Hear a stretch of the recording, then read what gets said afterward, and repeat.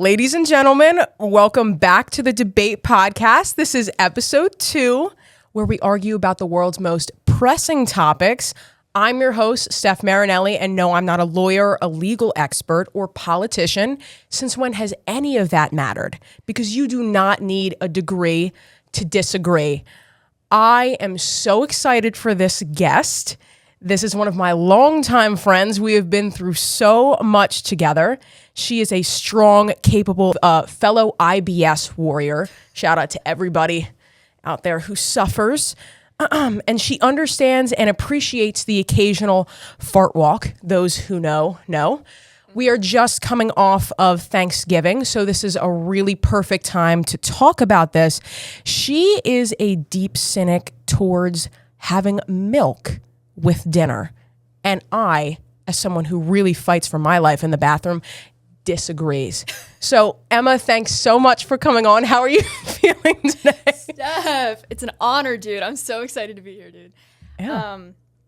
Going on this milk debate. Oh my God. I hate milk.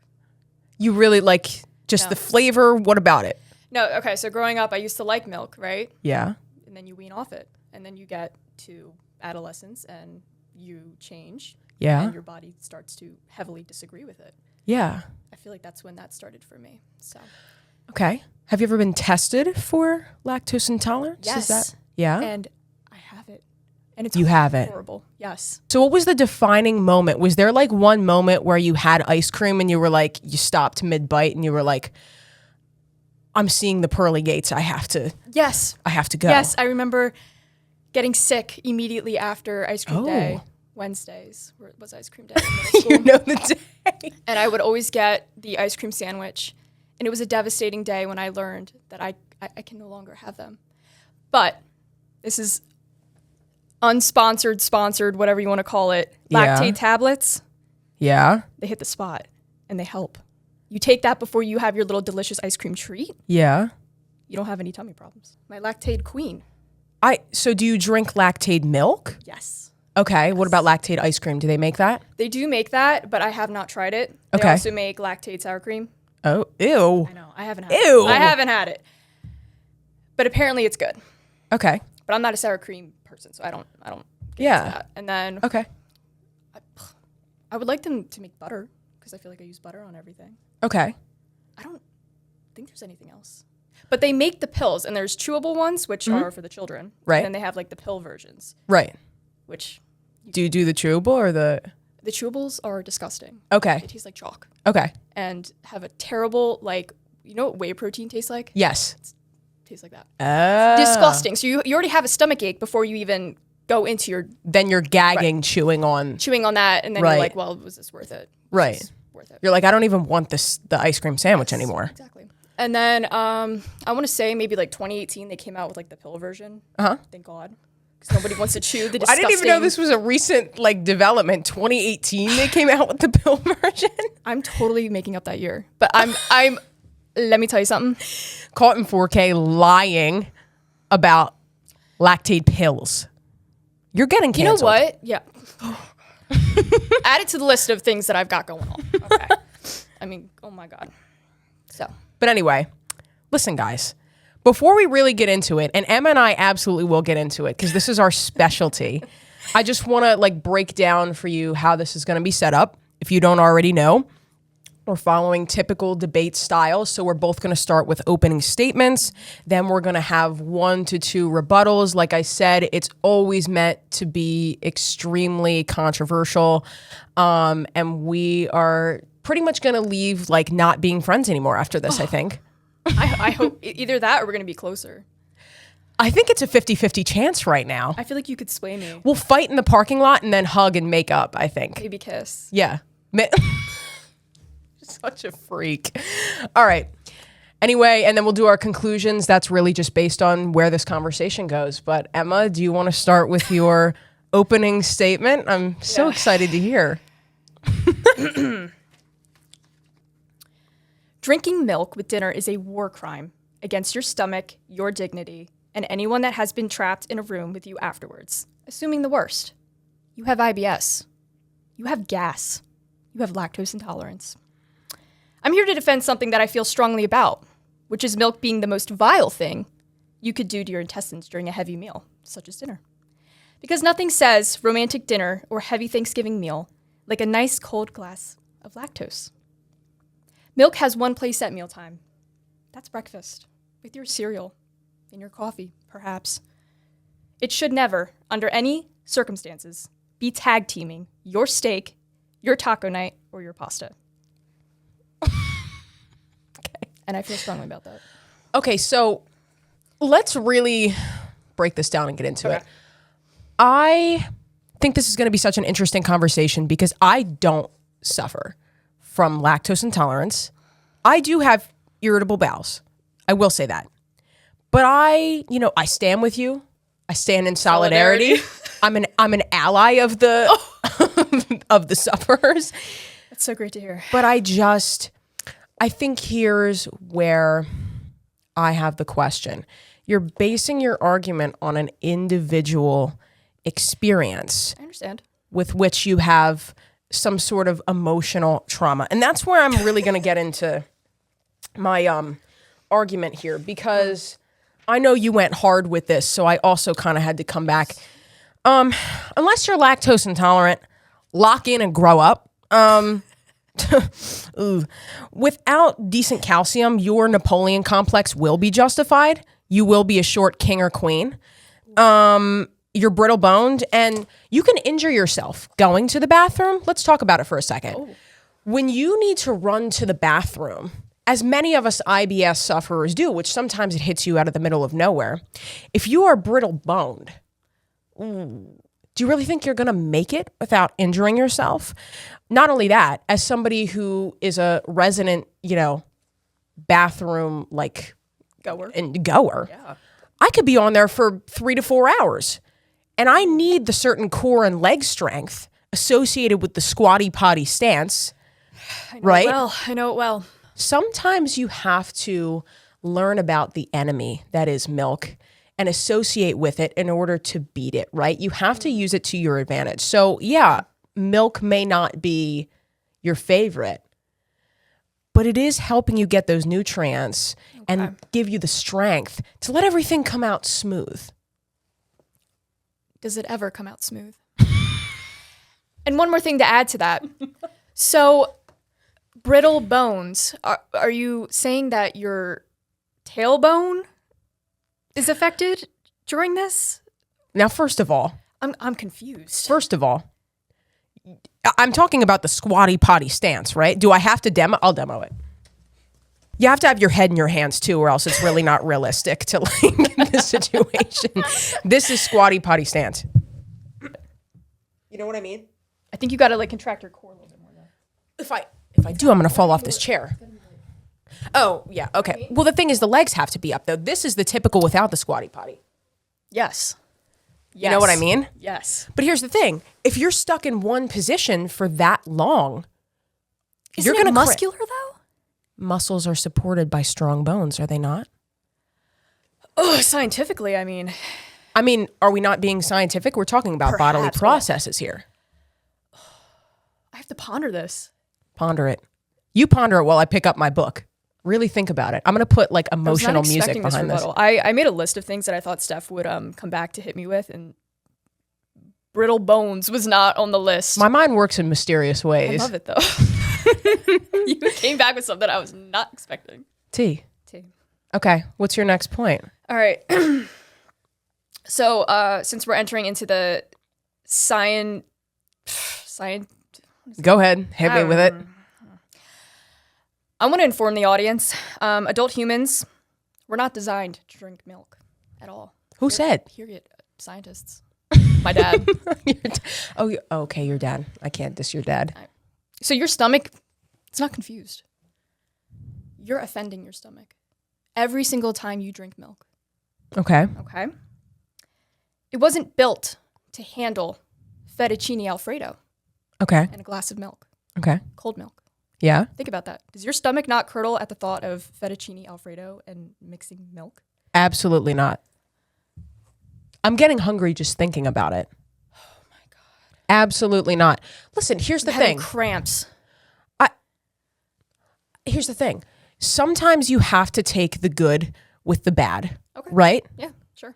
It's like when you put a Band-Aid on and you're like, I know at some point I'm going to have to rip it off, but I don't want it to stay there forever. So you got to, it's like Thanksgiving, right? Thanksgiving was yesterday. I ate copious amounts of candied sweet potatoes. I knew that it was going to hurt, but I was so focused on being happy in the moment.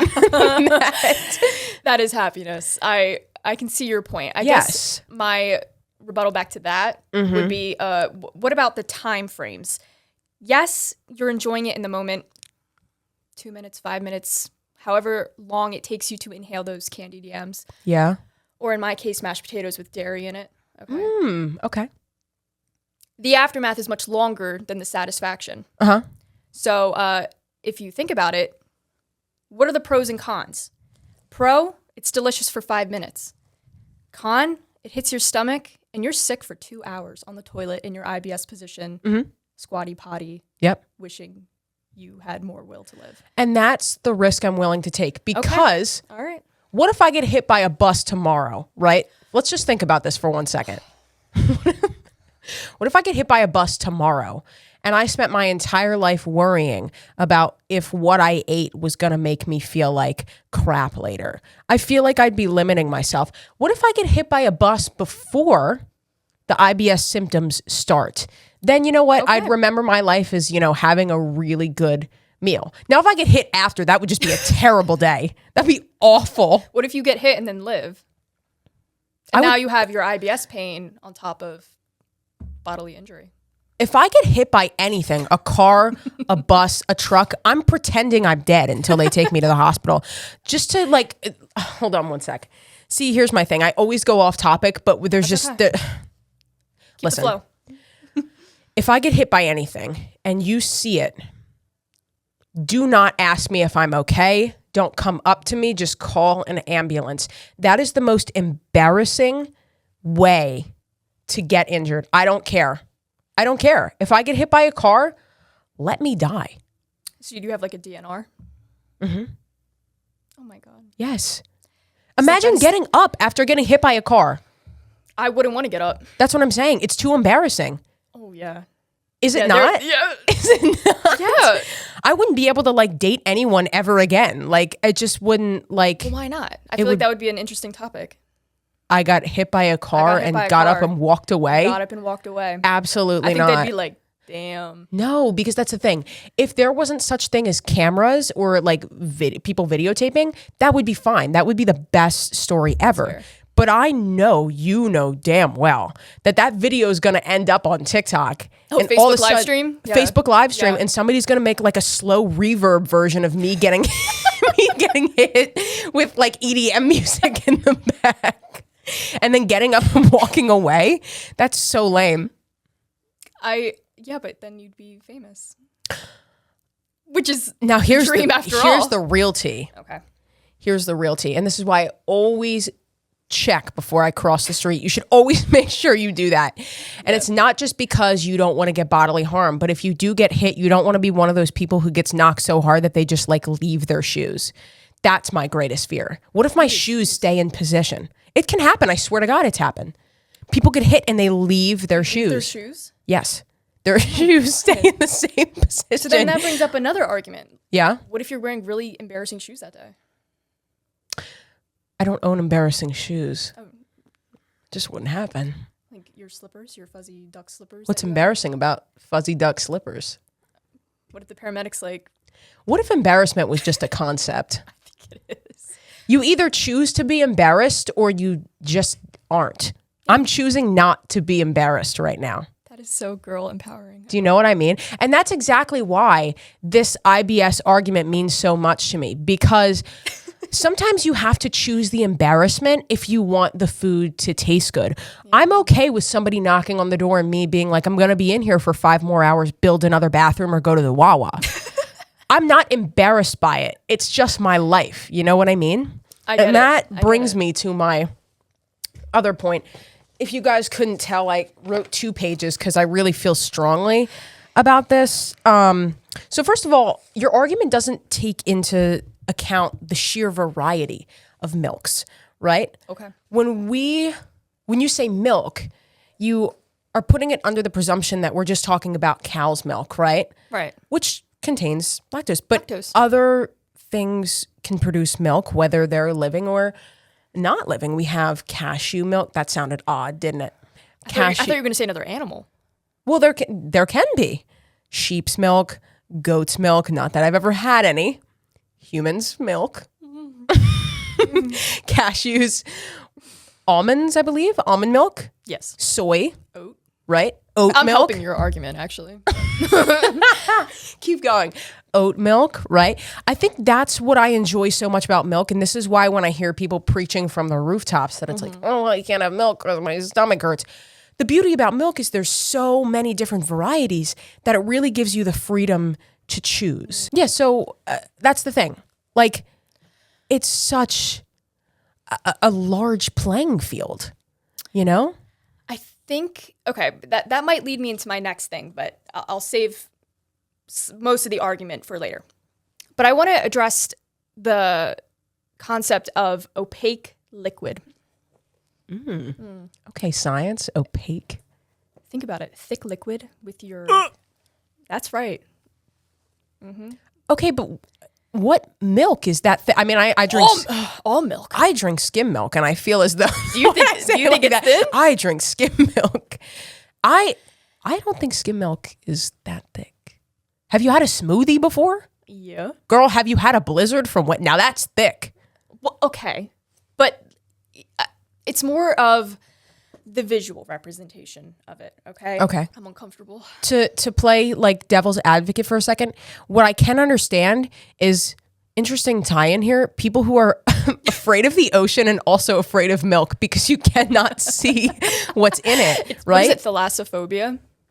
I guess. I think so, I have no idea. Where you can't see past a certain point and it's unnerving. Exactly. You That's don't know what if I somebody have. dropped a bomb in that milk. You know what I That's mean? what I'm saying. You don't know what's in there. Exactly. Anything could be in I there. do actually have a fear of the ocean because you never know. You don't. You know, I used to wear like what is it? Water shoes. Dude, those are fire, man. They are. They've got the mesh. Oh my God. You're not stepping on shells or seaweed. That is like Jellyfish. that is a partner attractor 3000 walking on the beach with those damn things slapping the ground. Oh, yeah. And sometimes they're shaped like toes. I've had the ones that are shaped like toes. I'm like, oh yeah. Yeah. I'm really going to attract some nice people today. That's what I'm saying. But you know That's what? what A crab never came up to me and pinched me when I had those on. Yeah, you don't got calluses on your feet. They're nice and Yeah. They're like the Tims of the ocean. They're like indestructible. Oh, yeah. Indestructible. I'm into that. Yeah. 100%. But how do you how do you feel about okay. So you don't like what about other drinks like orange juice, right? Like that's opaque. Like you can't see. That's a happy color. It's a happy color. Yeah, So love it. what do you think about objects then that like let's say outside of milk, like objects that are just white and opaque? Okay. Like Such as? this light right here. I don't know. Your shoes. That's not opaque. You can't see through it, girl. Right. Milk is not It's too solid. Like milk is solid. When I think What of are we talking opaque, about? well, yeah. But you can still, like, if you stick like a spoon in your glass, you can still see it. You know what I'm saying? It depends on how small the glass is. If it's a vat of milk, you can't. It disappears. I would say, like, Elmer's glue could be considered opaque. Elmer's glue. Okay, but they make purple Elmer's glue. That one's the best one, and that's why it's not unnerving. Okay. Comfortable. Okay. So what about toothpaste? I think I can make an exception for that because it's minty and it doesn't upset my stomach. Okay. So if they made mint flavored milk, what do we think about that? Yo, Do they actually? Is that a thing? I think they make thin mince creamer. Do Like for your they? coffee? Yeah, like Girl Scout. Oh, Oh yeah. I don't usually use creamer. That's actually what upsets my stomach. No, I know. Creamer. Same. Yeah. We can't even. We can't have can't anything even- anymore. Can't have. That's my whole life. Can't have. Not to like segue. I'll digress in a moment, but No, let's have actually like an IBS like. Let me put this Therapy down for a sesh minute. for a Let's second? let's have an IBS like kumbaya. let's just talk about it for a minute. All of our IBS followers come in for a minute and listen real close. We're standing in solidarity with you right now.